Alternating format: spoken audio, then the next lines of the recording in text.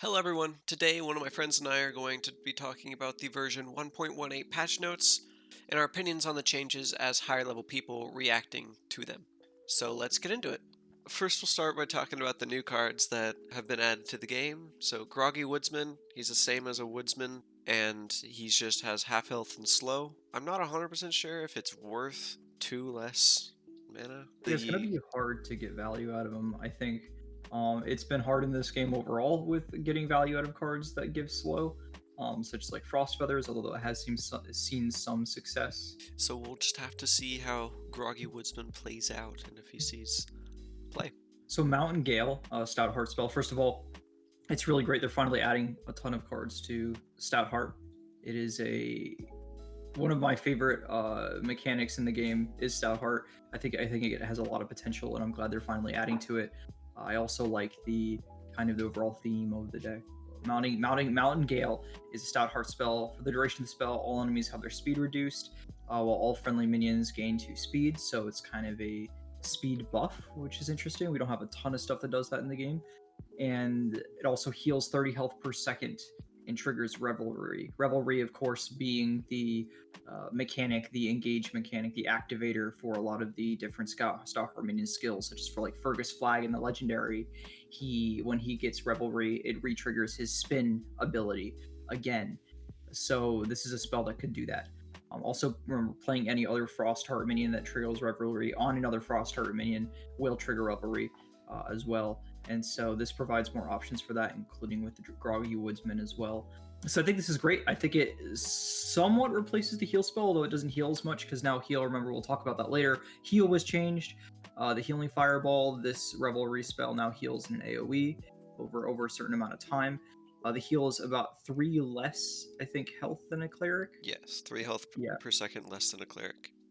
So it's pretty comparable, although it doesn't last as long as a cleric, unless the cleric dies immediately, just because it's only 5 seconds. But it does heal in an AOE, which I think could be very powerful if used correctly. And it's Stout Heart, so triggers Revelry. Shield Captain Arvea.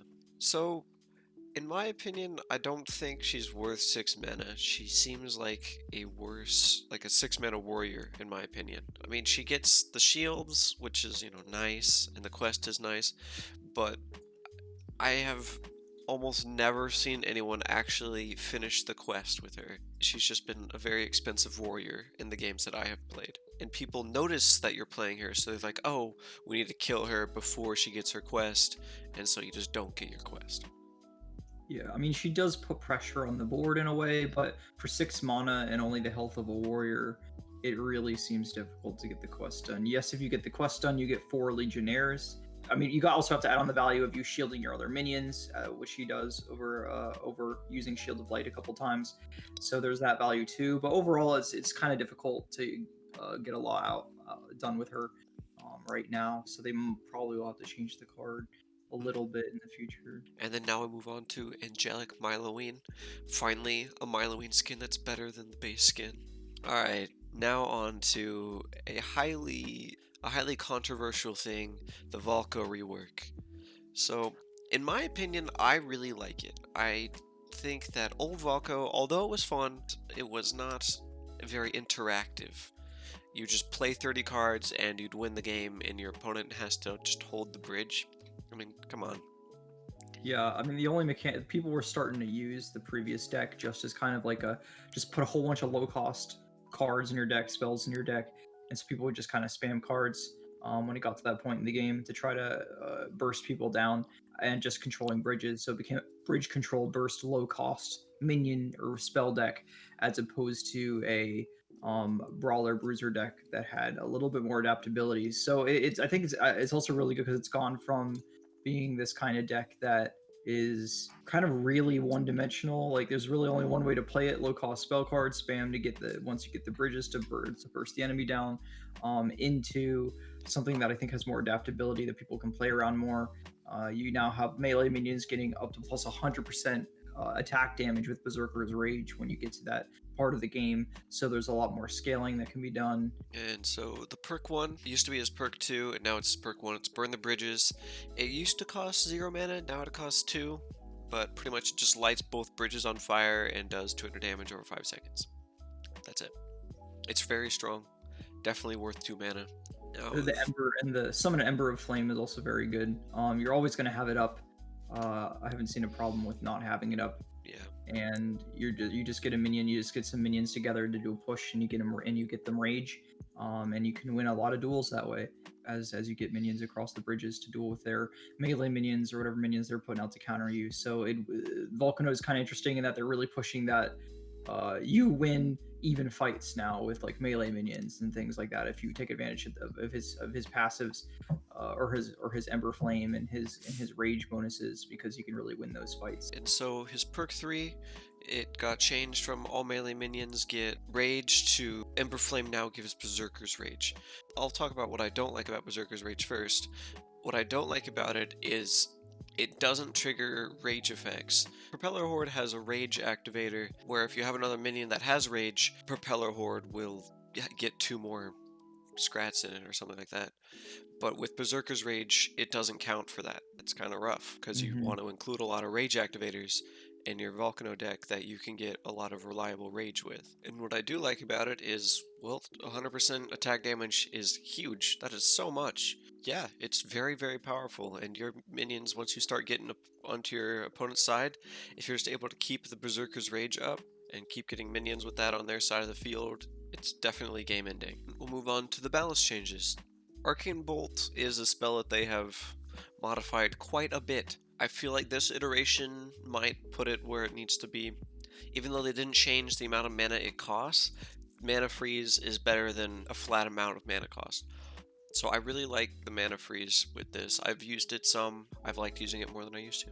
Yeah, I like this. I mean, it's similar to the Sujilite Shield change where they added more mana freeze to that and reduced the cost. I believe that's what they did with the last patch, and I really like that. And I like this one too because it not only becomes more viable with just Crystal Elf decks in general to maintain monosurge, but also just having this spell on hand to just be able to throw out if you only have a little bit of mana to help save targets with the Arcane Bolt that you want to stun or kill or execute. So I like that. I really like that change. Onto the Armor of Light change. So I really like this change, especially with Brothers of Light, because Brothers of Light were just kind of able to annihilate any swarm type unit that you tried to put against them to slow them down and deal damage to them. And then their main attack is a lot of single target damage, so they were kind of able to win most fights. Yeah, and now you can pretty reliably play a horde of minions to try to take out Brothers of Light if you'd like. Of Light Shield activates, which is great. Before I would always sometimes struggle with getting things to deal with Brothers of Light before the Armor of Light triggers, and this extra 2 seconds might actually be really, really critical. So Kaleth Dawnhammer keeps on getting changed back and forth. First it was at a lower amount of mana, and then it went back up to 9 because it was very strong and a lot of people were using it, and now it's back down to 8 again. I'm really glad they put it back down to 8. It really didn't get a lot of value when it was at 9 cost. It just seemed a little bit too much for what it did. And with the Armor of Light cooldown, which hit 2 birds with 1 stone, both affecting all of people with Armor of Light, and then also Kaleth Dawnhammer, I really think it helps make him more viable and more balanced. So we now have that cost again, his lower cost from 9 to 8. Now he's now 8 cost, but his Armor of Light cooldown is now increased, so you won't have that shield that comes up quite as often, and I think that will be making him easier to deal with, but more worth the cost. So I really do like what they did there. So what a lot of people were doing is they would just run like either 2 crossbow dudes, 2 copies of Smite, and then that would count for 2 Empyrean cards in their Empyrean army for their deck. But now they changed it to 5 unique cards, so you actually have to have half of your deck being Empyrean army to get Empyrean army, which makes a lot of sense. Healing Fireball. Now I really like this change. I think that this kind of is going to get rid of the Brothers of Light deck. So Healing Fireball, this is a really, really big change for Healing Fireball. It's now split among all friendly minions when you use it. So if you have 2 Brothers of Light going down the field and they're each hurt half health, instead of healing for the whole amount of Healing Fireball on both of them, it now splits that amount of healing Fireball does between the 2.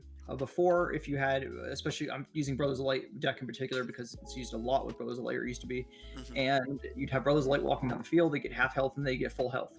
And it just takes so much mana to deal with them then, because they're each getting healed. Each separate Brother of Light is getting healed to full amount from one Healing Fireball, that you would often just get so far behind in mana that you just lose the game eventually, or then even right then. And this helps deal with that. And so it becomes more, healing fireballs become more single target focused. It's more strategic now. You can't just throw it into a big push and try to just get everything to the enemy base and brute force it. Now you have to actually choose what minions you're healing, how many of them you're using, healing, how much you're healing, based on the size of your push you have going on. And this connects really well with the other spell, Mountain Gale, that we talked about, because Mountain Gale now fills this a little bit of the void we have now with healing Fireball, where we don't have AoE heal in Mountain Gale now. Kind of fills that void and gives us that overtime AoE heal. So it'll be interesting to see how those two change in functionality with different decks. Something I really liked about how they did this change is they didn't just change the numbers of healing fireballs and make just the healing worse or made it cost more. They changed how it functions, and so healing fireball still has a place in the game and is not just nerfed out of existence. So I'm happy with how they did that. Poor old resonating blast crystal. Oh no. Resonating blast crystal has never really seen play. There's so many other spells that do its job better, and the effect where whenever you play the second one it detonates both is too hard to predict, and it's just not worth it. Yeah, it just puts so much pressure on the player to really try to get the perfect double resonating blast crystal that it's not worth the cost, and not worth the damage it does. And yeah, it's just, I mean, they increased the AoE radius, so I think they're just trying to make it they're trying to make it a more unique card in the sense that now has a huge radius, but it still is just, I don't know. I don't think you try using it every once in a while, and it feels lackluster to me, and I don't think I'm going to be using it now, even with this radius change. I might try it out, but we'll see what happens with it. I'm not convinced yet by Resonating Blast Crystal. Yeah, Restless dead. Oh boy. Now, this was a very good change. It needed to be done. It's now pretty much the same value as Undying Skeleton. It's just that the Undying Skeleton, you get one right away, and then whenever it dies, you get another one after that. Whereas Restless Dead puts down two skeletons that take a while, and then they come up both at the same time. So it's just whatever you want. So yeah, we have a card now that just has changed functionality from Undying Skeleton. So based on kind of what your deck wants is what you're going to get. And so I do like this change. It is no longer going to feel as good being able to just put a whole bunch of 3 mana Restless Deads down at once and then push with them. But I do think it was a needed change. Screaming Scrat, at 2 mana, he just really didn't see much play at all. And I think changing him to 1 mana and giving him the barrel shield is a good idea, because he'll be slower while he has the barrel shield on. And he also does less damage, so they made him an actual good 1 mana. So yeah. Yeah, people might use him now to take bridges, and more than just take. I know he was used before by some people to take bridges, and that definitely does not get value out of him because he's 2 mana cost card. He's unique. He has this exploding mechanic, this taunt mechanic, and now he has barrel shield, and now he does enough damage to take out a Scrat Horde, Scrat Pack. And so I think it could be interesting to see him played now as a bridge taker and damage dealer, and I like the change. I do. Smite. Now, I don't know. I didn't really mind Smite being 250 damage. I felt like it's a very strong spell. It was probably the best spell in the game, but I don't know. I don't feel like it needed this nerf. 50 damage nerf seems like a lot, a significant amount, and I don't know. We'll have to see how everything ends up. Maybe what they're trying to do is push this card so that players are more inclined to have to use Empyrean Army with it. And get that extra 100 damage. Yeah, so you can get that extra damage, and so then it would make it feel more worth it, and people would use it more with that, which then creates a unique dilemma in your deck where you have to get Empyrean Army. And now that Empyrean Army, like we discussed before, is now just unique cards.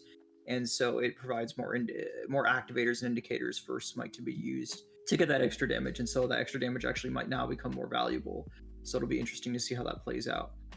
Might not see Smite as much anymore in decks that don't have Empyrean Army. Recognitor, I'm really happy with this change. It changes Recognitor from only being used in this cheat strategy that Beta Dwarf is talking about in this comment here, and moves him to where he actually gets value out of his slam attack.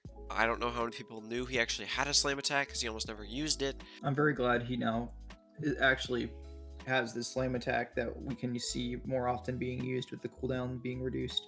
Because I rarely saw it really be used that much, and I think it is important for the card to be able to use that. And with the malfunction change, I think that the slam attack cooldown was definitely needed. So it'll be interesting to see how he's played now. Zeppelin Bomber has Zeppelin Bomber has always not been an amazing card. It got really good for like a season, and then it got nerfed, and then no one ever played it anymore. And now I think they're trying to make it into its own niche thing. I like the change to the attack cooldown, so now it might actually hit something, which is, revolutionary. Yeah, Zeppelin Bomber now maybe can actually hit that. I'm not sure, but I think it might be able to actually hit the same minion twice. It also could provide more value while flying over a group of minions, actually be able to hit them multiple times, the group multiple times, and get more value. So, and I think that's really what they're pushing for because since the attack cooldown's lower, um, they're really going for positioning for Zeppelin Bomber, really timing its attacks because the damage does less damage now. But if you hit multiple things with it multiple times, you can really get a lot of value out of it now. So I think it could start to be played a lot more, and I'm excited to see what happens with it. Alright, well, that's it for the patch notes. I hope you all enjoyed watching. If you liked it, please like the video and subscribe, and I'll catch y'all in the next one. Bye.